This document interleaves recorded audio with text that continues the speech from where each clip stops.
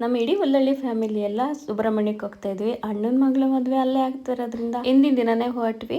ಎಲ್ಲರೂ ಒಂದು ಕಡೆ ಕಾಫಿ ಕುಡಿಯೋಣ ಅಂತ ನಿಲ್ಲಿಸ್ಕೊಂಡು ಕಾಫಿ ಕುಡ್ಕೊಂಡು ನಾವು ಸುಬ್ರಹ್ಮಣ್ಯ ತಲುಪೋದು ಒಂದು 8ರಿಂದ 8:30 ಆಯಿತು. ಸಿಕ್ಕಾಪಟ್ಟೆ ಮಳೆ. ಎಲ್ರಿಗೂ ಸ್ಟೇ ಮಾಡೋದಕ್ಕೆ ರೂಮ್ ಅರೇಂಜ್ಮೆಂಟ್ಸ್ ಎಲ್ಲ ಒಂದೇ ಕಡೆ ಇತ್ತು. ಯಾರ್ಯಾರಿಗೆ ಎಲ್ಲೆಲ್ಲಿ ಕಂಫರ್ಟಬಲ್ಲು ನಾವೆಲ್ಲ ಅಲ್ಲೇ ಸ್ಟೇ ಮಾಡಿದ್ವಿ. ನಮಗೆ ಎಲ್ಲರೂ ಒಟ್ಟಿಗೆ ಇದ್ದಿದ್ದರಿಂದ ಎಲ್ಲೋ ಯಾವುದೋ ರೆಸಾರ್ಟಿಗೆ ಹೋಗಿದ್ದೀವೇನೋ ಅನ್ನೋ ಫೀಲ್ ಇತ್ತು. ಅಷ್ಟು ಖುಷಿಯಿಂದ ಮಾತಾಡಿಕೊಂಡು ಎಂಜಾಯ್ ಮಾಡಿದ್ವಿ. ಮಾತ್ರ ಸುಬ್ರಹ್ಮಣ್ಯದಲ್ಲಿ ಇದೇ ಫಸ್ಟ್ ಟೈಮ್ ನೈಟ್ ಎಲ್ಲ ನಾವು ಓಡಾಡಿದ್ದು. ಮಳೆ ಬಂದು ಅವಾಗ ತಾನೇ ನಿಂತಿತ್ತು. ಸೆಕೆ ಟೈಮ್ ಅಲ್ವಾ, ಚೆನ್ನಾಗಿತ್ತು ವೆದರು. ಒಂದು 11:15 ಐಸ್ ಕ್ರೀಮ್ ಹುಡ್ಕೊಂಡು ಓಡಾಡಿದ್ವಿ.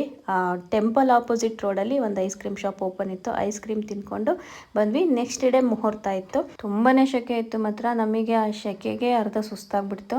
ಇನ್ನು ಊರವರೆಲ್ಲ ನೆಕ್ಸ್ಟ್ ಡೇ ಬಂದರು 1-2 ಬಸ್ಸಲ್ಲಿ. ಅವ್ರನ್ನ ನೋಡ್ಬಿಟ್ಟು ಎಲ್ಲ ನಮ್ಮ ಕಡೆಯವ್ರು ಇದ್ದಾರೆ ಇಲ್ಲಿ ಅಂತ ಖುಷಿ ಆಗ್ತಿತ್ತು.